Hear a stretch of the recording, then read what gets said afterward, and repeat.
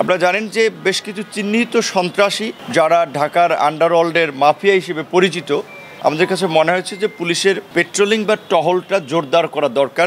প্রতিবেদন ছিল যে বাংলাদেশের বিভিন্ন ডিপ্লোম্যাটিক গ্যাদারিংয়ে, রাজনৈতিক সভা সমাবেশে, পাবলিক গ্যাদারিংয়ে সন্ত্রাসী হামলা হতে পারে। আজকে ডিএমপি হেডকোয়ার্টারে পুলিশ কমিশনের সাথে বৈঠক হয়েছে। কী নিয়ে বৈঠক হয়েছে, কি আলোচনা হয়েছে, যদি একটু আমাদের সাথে শেয়ার করা হয় গণমাধ্যমের সাথে। আপনাদের সবাইকে শুভেচ্ছা জানাচ্ছি।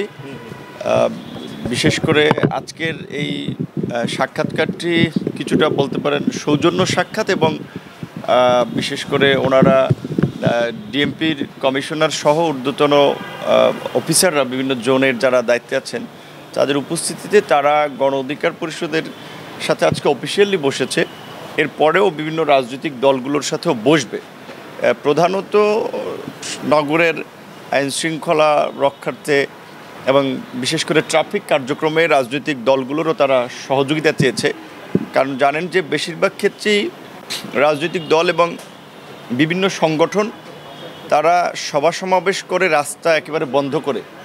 তো যে কোনো একটা সড়ক বন্ধ করলে তার প্রভাব কিন্তু আশপাশের সড়কগুলোতেও পড়ে।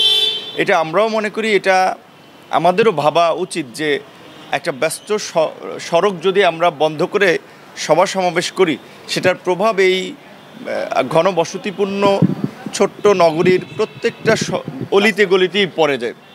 সেক্ষেত্রে তারা বলেছে যে ঢাকার বেশ কিছু উন্মুক্ত জায়গা তারা চিহ্নিত করেছে যেখানে রাজনৈতিক দলগুলো সভা সমাবেশ করতে পারে।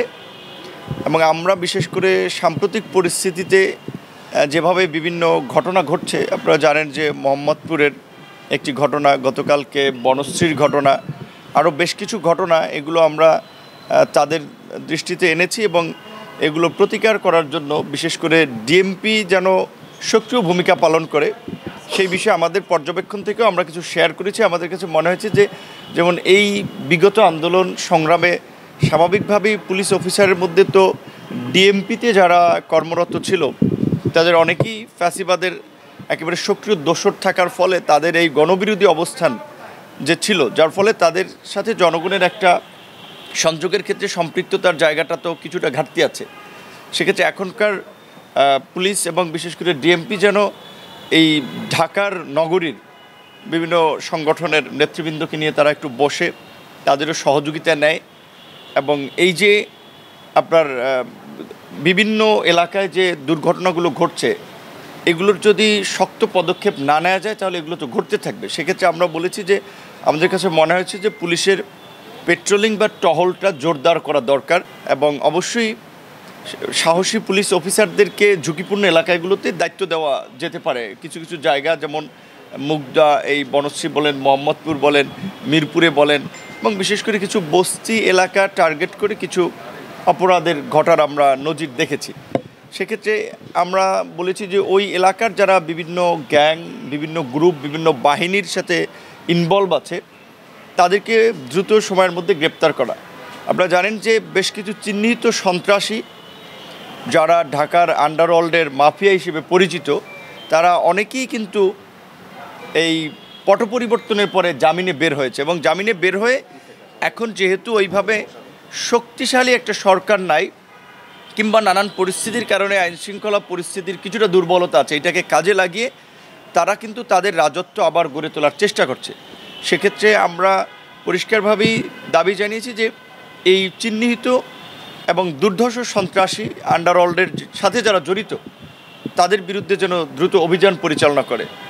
এবং পুলিশের কাছে গোয়েন্দা প্রতিবেদন আছে, রাজনৈতিক দল হিসেবে আমরাও এটা উপলব্ধি করতে পারি বর্তমান সরকারকে ব্যর্থ এবং অকার্যকর প্রমাণ করার জন্য, আইনশৃঙ্খলা বাহিনীকে ব্যর্থ প্রমাণ করার জন্য দেশি বিদেশি বিভিন্ন ধরনের এজেন্সিও আপনার নানান ধরনের ঘটনা ঘটাচ্ছে।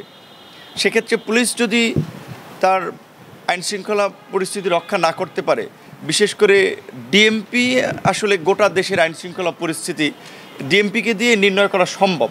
সেক্ষেত্রে ডিএমপি যদি সক্রিয় না হয় তাহলে বাকি দেশের কী অবস্থা হবে সেটা তো আমাদের বোঝাই যায়।